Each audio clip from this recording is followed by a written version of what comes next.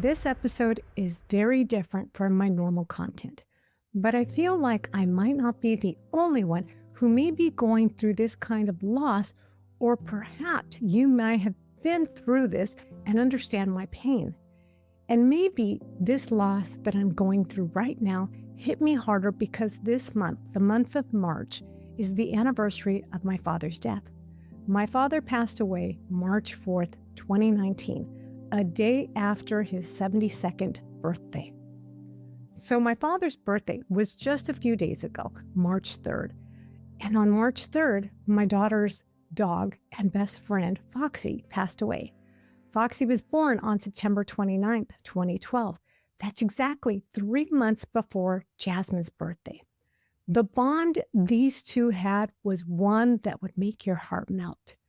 I think Foxy knew when the first time she saw my youngest daughter, Jasmine, that this was going to be an amazing friendship.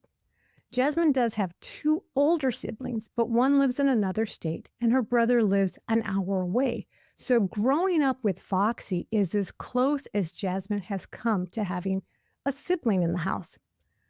I think in today's world, we don't see our pets, or as some organizations might refer to them as property.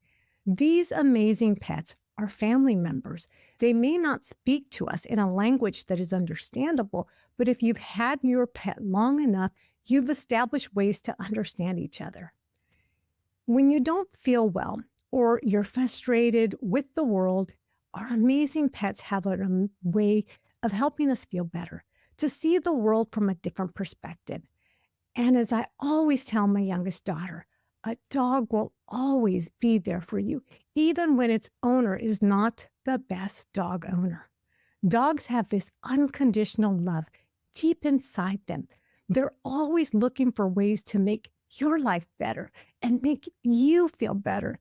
Heck, you can accidentally step on your dog's paw, kick them, yet they have this amazing way of forgiving you and always coming back to make sure you're okay.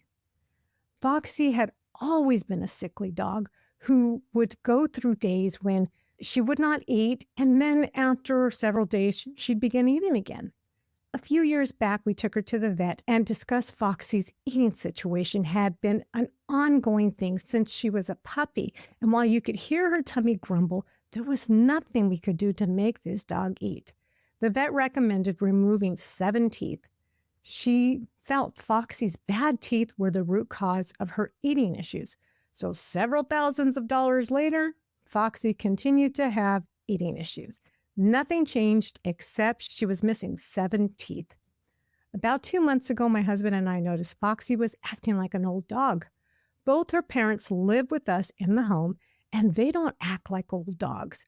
Why is Foxy acting old? We just let Foxy be Foxy. Foxy's mom, Coco, is the first dog I've ever owned, and she's still alive.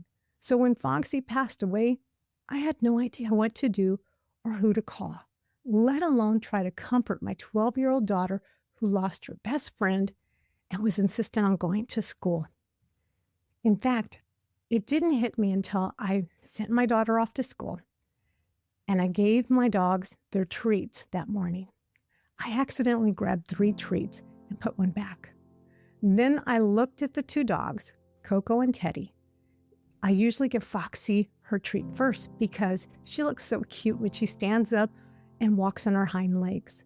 I always tell Teddy, Foxy first, and Foxy wasn't there.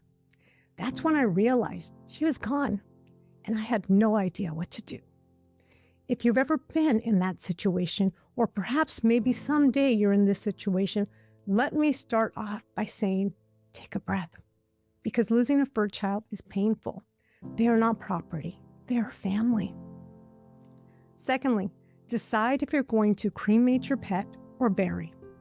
In my situation, I knew I had to make a decision really fast because when my daughter returned from school, she would want to know what is going to happen to Foxy. Because Foxy died in her crate and her bowels began to release, I knew I needed to call a service to help me. I knew burying Foxy at a pet cemetery wouldn't be something Jasmine was comfortable with because we'd have to drive out to the cemetery so she could visit Foxy. So I chose to cremate Foxy. I contacted a local service. They came out to my home, carefully pulled Foxy out of the crate, allowed me to look at her one last time as they carefully placed her in the van and transported her. The transporter informed me that they would contact me within 8 to 10 business days to arrange dropping off her remains in a pine box. When Jasmine got home from school, she asked her father if he had tossed Foxy in the garbage. Her dad informed her that I arranged to have Foxy cremated, and she would be home within a couple of weeks. Jasmine walked into my office and thanked me for caring for her best friend and cannot wait for her remains to return home to us. It was during that time that I knew I needed to stop what I was doing. And even though I didn't feel like I was emotionally ready to talk about Foxy's death, I knew Jasmine needed it.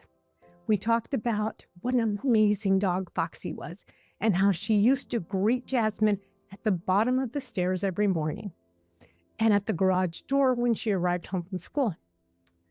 Jasmine told me it didn't feel right to have Foxy not greet her that day when she returned from school.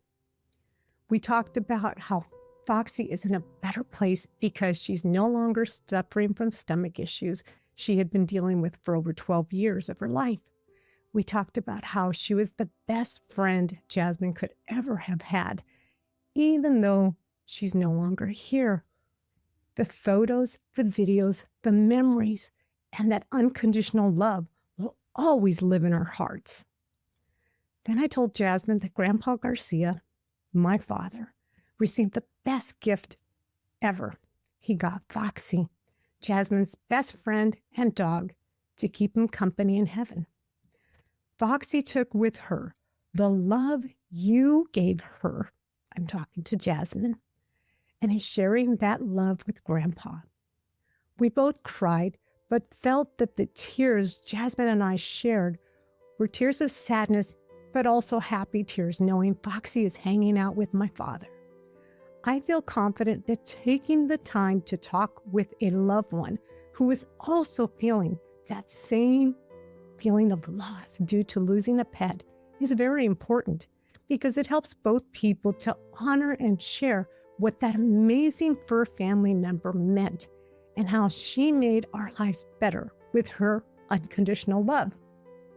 If you are caring for a sick pet or your pet suddenly dies and you don't know what to do or you don't know where to start, contact your local veterinarian as they can give you names of services that can help you with options that feel right for you and your family.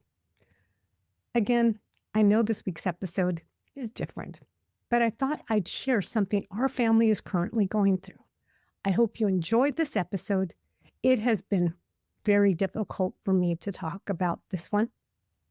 If you'd like additional information or resources, or you just want to see more pictures of Foxy, you can find them at createthebestme.com/EP106.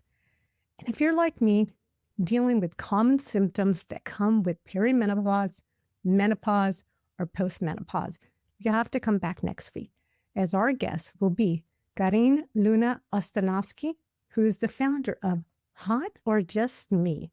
She will be here to discuss all the amazing products and tools she's gathered to make your menopause journey more manageable. So you'll have to come back next week. Thank you for joining me during this emotional episode. Catch you next week. Bye for now. You are more than just a pet. You are family. Your love, loyalty, and joy will never be forgotten.